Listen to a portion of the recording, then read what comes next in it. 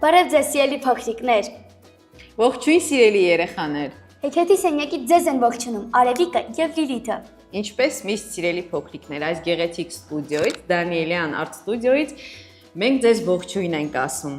Այսօր եւս ընտրել ենք շատ հետաքրքիր հեքիաթ, ձեզ համար պատրաստել ենք չինական հեքիաթ։ Մի քանի անգամ արդեն հեքիաթի սենյակը ձեզ ներկայացրել է չինական հեքիաթ։ Այն աչքի է ընկնում իր իմաստությամբ։ Բայց մինչ մենք կանրադառնանք հեքիաթին, ինչպես միշտ ունենք Շյուր, այսօրվա մեր շյուրն է գեղեցիկ Սուսաննան։ Ողջույն։ Ողջույն։ Ինչպես ես։ Ինչպես է տրամադրությունը։ Հիանալի։ Այո, այս գեղեցիկ ստուդիոյում այլ կերպ չէր կարող լինել Արևիկ։ Իսկ կարող ես մի փոքր պատմել քո մասին։ Այո, իհարկե։ Ես 12 տարեկան եմ, սովորում եմ քաղաք Իջևանում եւ դեռ մանկուց երազել եմ դառնալ դերասան եւ փորձում եմ ձգտել իմ մանկության երազանքին։ Կատարածել այդ երազանքը, բայց իսկապես որոշել ես, թե վերջում կարող է փոշմանես եւ ասես ավելի փոխբերող մասնագիտություններ կան, գուցե ես ծրագրավորող դառնամ։ Լիլիթ, Ոչ, ինչ ես այդպես ասում։ Ինչու եմ փչացնում, Այո, այս եթե գեղեցիկ նա տրամադրությունը, որովհետեւ այն երեխաները, որոնք մանկուց ուզում են, վերջին պահին փոշմանում են, ես Դու զգացել։ հաստատ կկարողանաս դա։ Այո, շատ գեղեցիկ մասնագիտություն է։ Սուսաննա, հեքիաթներ սիրում ես։ Այո, իհարկե։ Ընթերցում ես, թե պարզապես լսում ես, նայում ես մեր հաղորդումները։ Եվ ընթերցում եմ եւ նայում եմ։ Իսկ սիրելի հեքիաթ ունես կամ հեքիաթագիր։ Այո։ Կասես։ Դե հիմնականում Հովհաննես Թումանյանի բոլոր հեքիաթները սիրում եմ։ Ահա։ Դեռ մանկուց կարդացել եմ եւ մեջս տպավորվել է։ Այո, ոչ մի հեքիաթ չես առանձնացնի։ Ոչ, որովհետեւ բոլորն էլ հավասար սիրում եմ։ Այո, Սուսաննա, իսկ կյանքը նման է հեքիաթի։ Պահեր կան, որ այո, իսկ պահեր կան, որ ոչ։ Իսկ կան հերոսուհիներ, որոնց քեզ կնմանեցնես։ Դե դա արդեն պիտի ուրիշներին հարցնեմ, որովհետեւ ես ինքս ինձ ոչ մեկին չեմ Չես կարող նմանացնում։ նմանացնել։ Այո, դե այսօր հետաքրքիր է դու նշեցիր Հովհաննես Թումանյանի հեքիաթները, բայց ես ուզում եմ, որ երեխաները ծանոթանան նաև այլ ժողովուրդների հեքիաթներին եւ այլազգի գրողների անուններ նույնպես իմանան, որովհետեւ իսկապես քանի որ քիչ են ընթերցում վերջին ժամանակներում երեխաները, այ հեքիաթի սենյակը կարծես օգնության է եկել, որպեսզի նրանք ծանոթանան այլ հեղինակների հետ, նրանք դիտում են շատ ներկայացումներ, բայց գիտես, չգիտեն այդ հեքիաթը ում գրչին է պատկանում։ Այսօր մենք իհարկե հեղինակ չենք նշի, պարզապես կասենք չինական ժողովրդական հեքիաթ։ Արևն ու լուսինը, կարծում եմ երկրագնդի ամենակարևոր մասնիկների մասին է այսօր մեր հեքիաթը։ Հիշեցնենք, որ այս ընթացքում մեզ հետ է լինելու Դանիելյան արտ ստուդիոյի սան Լուսին, ով կպատկերի իր նախընտրած հերոսին կամ հերոսներին։ Ես կարծում եմ արդեն պարզ է, թե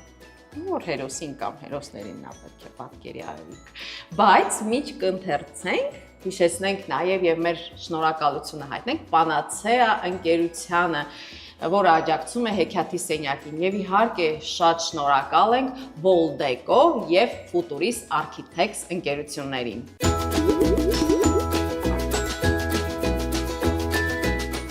Չինաստանում տարեց մարդիկ սերնդե սերունդ այսպիսի պատմություն են պատմում։ Հինավուրց ժամանակներից երկնքում երկու մեծ ու պայծառ աստղեր էին զբոսնում։ Մեկը շատ տաք էր, իսկ մյուսը սառը,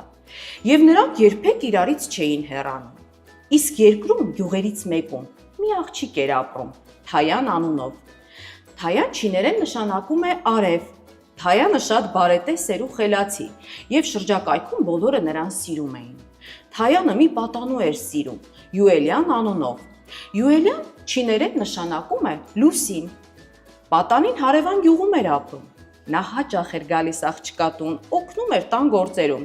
եւ երիտասարդները լավ էին ճանաչում միմյանց դեռ մանկուց։ Աղջիկը իր հոգու խորքում երազում էր ամուսնանալ պատանու հետ։ Պատանին նույնպես թաքուն սիրով ջերմորեն սիրում էր աղջկան։ Սակայն պատանի Յուելյանը շատ աղքատ էր։ Նա նույնիսկ մի թիզ հողակտոր չուներ։ Այնպես որ չէր համարձակվում մտածել Թայանի հետ ամուսնանալու մասին։ Այդ ընթացքում Թայանի ձեռքն է խնդրում մի չոր կոկորդ, Լայա անունով, Աղջկա ծնողները առանց նրա կարծիքը հարցնելու տալիս են իրենց համաձայնությունը։ Իմանալով այդ մասին Թայանն շտապում է պատանու մոտ տխուր լուրը հայտնելու։ Նրանք միասին երկար ժամանակ շրջում էին լճակի ափով եւ փորձում էին ելք գտնել, որպեսզի այդ անցանկալի հարսանիքը չկայանար։ Կամուրջի մոտակայքում նրանք մի մեծ սև քար նկատեցին։ Տեղավորվեցին նրա վրա եւ շարունակեցին արտահայտել իրենց մտահոգությունն ու անհանգստությունը։ Ինչ անեն, ինչպես անեն, որ չար կախարդի հետ սպասվող հարսանիքը չկայանա։ Միտք էին անում, սակայն ոչ մի ելք չէին գտնում։ Հանկարծ նրանք ինչ-որ խուլ հոգոց հառաչանք լսեցին։ Երկուսն էլ շատ զարմացան, չէ՞ որ իրենցից բացի այդտեղ ոչ ոք չկար։ Սակայն ահա Թայանը ինչ-որ բան կռայելով բռնեց Յուելյանի ձեռքը, նրանք միասին ծնկի իջան եւ աղջիկն ասաց. Քար, այ քար, եթե դու ոգի ունես, օգնիր մեզ դժբախտության մեջ։ Եվ կարող եք պատկերացնել, թե որքան մեծ էր նրան զարմանքը, երբ լսվեց քարի պատասխանը։ Եկեք այստեղ հինգշաբթի օրը լուսաբացից առաջ, ես ձեզ կօգնեմ։ Իմանալով, որ կախարդի ազգականները պատրաստվում են գալ իր հետևից, Թայան ասաց նրանց, որ գան հինգշաբթի օրը մինչև արևածագը։ Եվ ահա եկավ այդ օրը։ Դեռ լույսը չէր բացվել, երբ կախարդն իր ազգականների հետ միասին եկավ իր հարսնացուի հետևից։ Թայանը կարողացավ աննկատ փախչել, եւ նա եկավ լճակի մոտ ու տեսավ, որ Յուելյանն արդեն նստած է սև քարին եւ անհամբեր սպասում է իրեն։ Աղջիկը նույնպես տեղավորվեց քարի վրա։ Կախարդը նկատեց, թե ինչպես աղջիկը վազեց լճակի մոտ, ինչպես մագլցեց սև քարի վրա, որտեղ մի պատանի էր նստած, եւ ինչպես նրանք երկուսն էլ հանկարծ անհայտացան։ Կախարդը մոտեցավ քարին, կրակ վառեց նրա շուրջը։ Մի ահավոր պայթյուն տեղի ունեցավ։ Քարը ճաքեց, կրակը բարձրացավ մինչև երկինք, եւ Թայանն ու Յուելյանը կարապների գեղեցիկ զույգ դառնալով թռան ու անհայտացան հեռվում։ Սակայն կախարդը իր կախարդանքով ստիպեց նրանց վերադառնալ եւ վայր իջնել ու նորից նրանց մարդ դարձրեց։ Այնուհետև կախարդը փորձեց ստիպել Թայանին իր կինը դառնալ, սակայն չնայած իր ողջ հզորությանը, այդպես էլ չկարողացավ իր նպատակին հասնել։ Վերջնականապես կորցնելով իր բոլոր հույսերը, կախարդը որոշեց բաժանել իրարից աղջկան եւ պատանուն։ Նա մտադիր էր բնակեցնել նրանցից յուրաքանչյուրին երկնակամարում, շրջող երկու աստղերի վրա։ Ահա այդպես աղջիկը հայտնվեց սառը աստղի վրա, իսկ պատանին տոկ աստղի վրա։ Թայանը շատ էր տառապում ցրտից եւ խնդրեց կախարդին տեղափոխել իրեն։ Կախարդը կատարեց նրա խնդրանքը, սակայն դրա դիմաց տեղափոխեց նաեւ Յուելյանին, տեղադրելով նրան սառը աստղի վրա։ Եվ կրկին աղջիկն ու պատանին բաժանված մնացին իրարից։ Ճիշտ է, աստղերը օր ու գիշեր միասին էին շրջում երկնակամարում, եւ սիրահարված Թայանն ու Յուելյանը տեսնում էին իրար, զրուցում էին իրար հետ, կատակում։ Դա նույնպես հանգիստ չէր տալիս չար կախարդին, եւ նա իր կախարդական ուժով այնպես արեց, որ տաք աստղը սկսեց երկինք բարձրանալ միայն օրվա ընթացքում, իսկ սառը աստղը միայն գիշերները։ Այդ ժամանակից մինչև մեր օրերը Արև Թայանը ներկայանում է մարդկանց առջև ցերեկը, իսկ Լուսին Յուելյանը միայն գիշերը, եւ խեղճ սիրահարներին այդպես էլ չի հաջողվում միանալ, միասին լինել։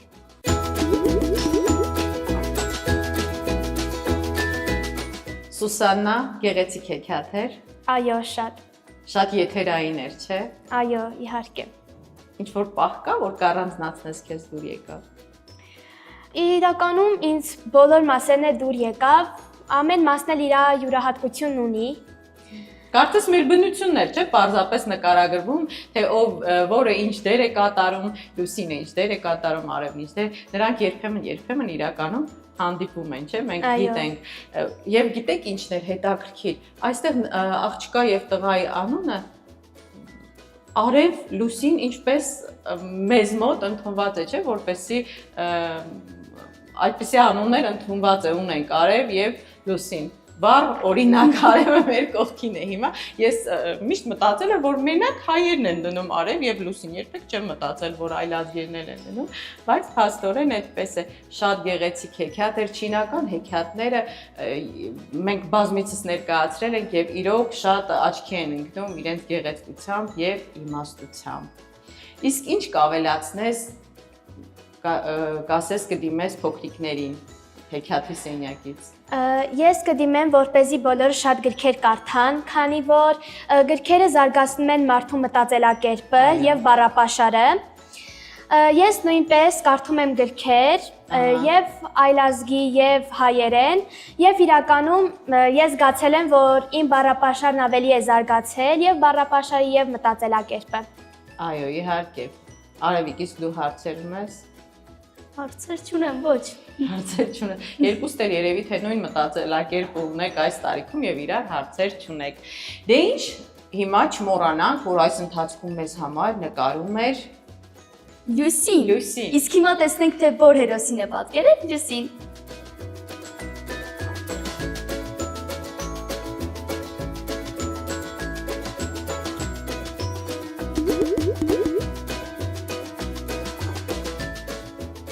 Սուսաննա, շնորհակալություն ենք հայտնում, որ դու այսօր եկար Հեքիաթի սենյակ հաղորդման հյուրը եւ ծաղկացրեցիր մեր հաղորդումը։ Ձեզ եմ շնորհակալ։ Ուզում եմ ասեմ, որ Պանացիա բրենդը եւ Հեքիաթի սենյակ հաղորդումը քեզ համար պատրաստել է նվեր։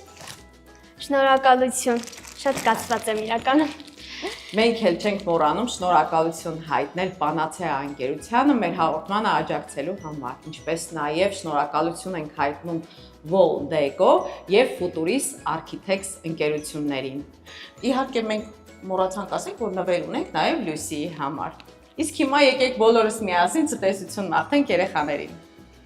Ցտեսություն։